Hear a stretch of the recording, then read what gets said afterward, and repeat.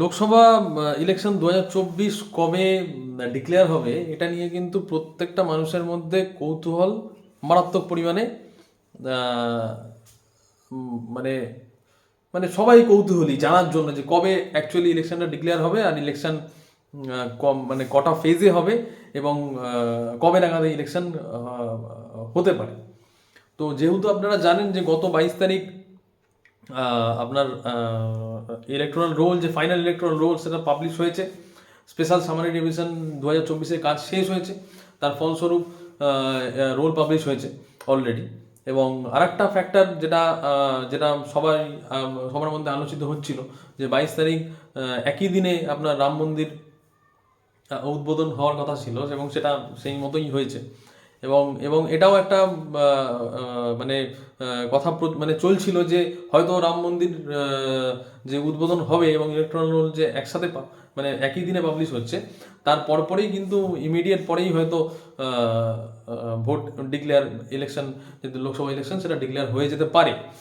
কিন্তু এক্ষেত্রে একটু বিষয় আজকে উঠে এসছে। আজকে আজকে বলা ভুল, মানে আজকে বিষয়টা বেশি ছড়িয়েছে। এটা মানে একটা ন্যাশনাল ক্যাপিটাল টেরিটরি দিল্লিতে assistant chief electoral officer election commission যে তাদের যে দিল্লির যে ইলেকশন কমিশন আছে, সেই ইলেকশন কমিশনের জারি করা একটি বিজ্ঞপ্তিতে দেখা যাচ্ছে যে তাদের সমস্ত ডিস্ট্রিক্টের যারা ডিস্ট্রিক্ট ইলেকশন অফিসার আছে এবং যারা আরও আছে রিটার্নিং অফিসার আছে, তাদেরকে একটা নির্দেশিকা জারি করা হয়েছে, যেটা জানানো যাচ্ছে যে সেটা আমাদের যে ইলেকশন কমিশন অফ ইন্ডিয়া তারই একটি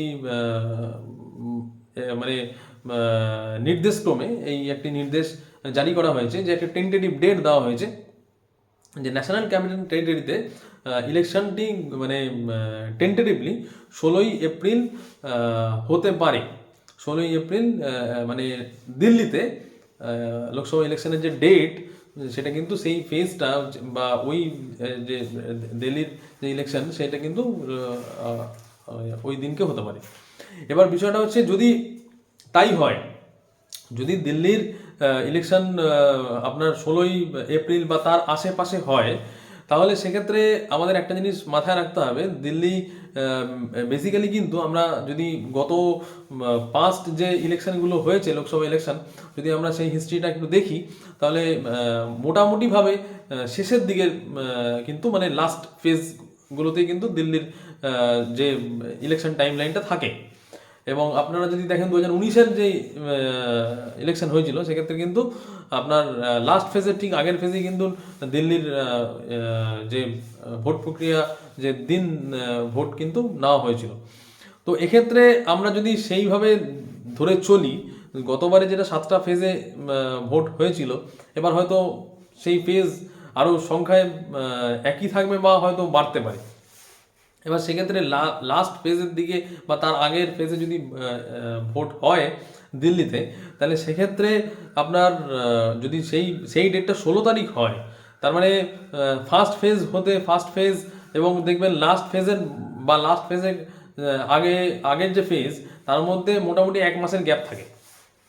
তাহলে 16 তারিখ যদি আপনার লাস্ট ফেজের ভোটগুলো হয়, তাহলে ফার্স্ট ফেজ মানে যে ভোট প্রক্রিয়া শুরু, মানে ভোটের যে ফার্স্ট ফেজের যে ভোট, সেটা কিন্তু মার্চ মাসে হওয়ার সম্ভাবনা আছে।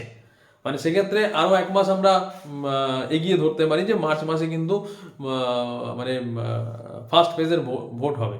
তাহলে ফার্স্ট ফেজের ভোট যদি মার্চ মাসে হয়, মানে বা মিড মার্চে হয়, বা মার্চের 10 তারিখের পরে যদি হয়, 10 থেকে 15 তারিখ এইরকম ডেটগুলোর মধ্যে যদি হয়, তাহলে সেক্ষেত্রে ভোট ঘোষণা কিন্তু অন্ততপক্ষে 1 মাস আগে করতে হবে।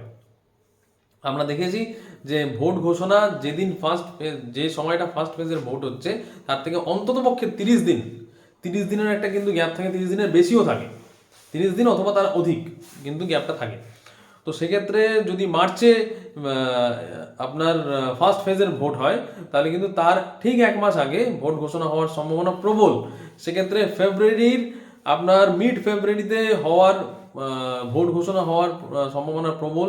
এবং মিড ফেব্রুয়ারি অথবা, যেহেতু ফেব্রুয়ারি মাসটা একটু দিন সংখ্যা কম থাকে, এবছর যদিও 29 মাস, সেক্ষেত্রে ফেব্রুয়ারি 10 তারিখের পরেই কিন্তু ইলেকশন ঘোষণা হয়ে যাওয়ার সম্ভাবনা প্রবল। এটা আমরা বলছি না, এটা ন্যাশনাল ক্যাপিটাল টেরিটরির যে অ্যাসিস্ট্যান্ট চিফ ইলেকটোরাল অফিসার তার জারি করা যে বিজ্ঞপ্তি, সেই বিজ্ঞপ্তি যে টেন্টেটিভ ডেট দেওয়া হয়েছে দিল্লির ইলেকশন ডেট সম্পর্কে, সেই হিসেবে এটাকে যদি ক্যালকুলেশন আনা যায় তাহলে ভোট ঘোষণা হতে আর বেশি দিন বাকি নেই। ভোট ঘোষণা আর হয়তো এই জানুয়ারি মাস শেষ হতে গেল, ফেব্রুয়ারির আমরা সেকেন্ড উইকে কিন্তু ভোট ঘোষণা এক্সপেক্ট করতে পারি, এবং সেই ডেটটা হতে পারে 10 তারিখের পরে, এবং আপনার 10 তারিখ থেকে 17 তারিখের মধ্যে এই ডেট, এর মধ্যে কোনো ডেট হতে পারে। তো আমার মানে এটা তো টেন্টেটিভ ডেট হিসেবে আমি একটা পূর্বানুমান করলাম, দেখা যাক এই ডেট মানে আদতে যখন ঘোষণা হবে এই ডেট আমাদের যে পূর্বানুমান সেই পূর্বানুমানের সাথে মেলে কিনা। 10 তারিখ থেকে 17 তারিখ এই ডেটের মধ্যে যে কোনো একটা দিন কিন্তু এই ভোট কিন্তু ঘোষণা হতে পারে, এবং সেক্ষেত্রে আমাদের মানে যে ভোট প্রক্রিয়া শেষ হওয়ার কাজ কিন্তু এপ্রিল মাসে গিয়ে শেষ হবে।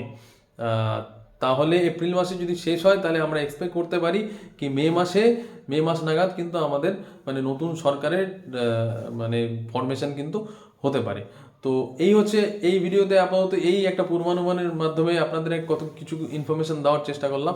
আপনাদের কি মনে হয়, আপনাদের মানে আপনাদের সাথে আমি শেয়ার করব এই যে অর্ডার কপিটা, যে দিল্লির ন্যাশনাল ক্যাপিটাল টেরিটরি যে ইলেকশন কমিশনের জারি করা যে বিজ্ঞপ্তি বা জারি করা যে নির্দেশিকা, সেই নির্দেশিকা আপনাদের সাথে আমি কমেন্টের মাধ্যমে শেয়ার করব।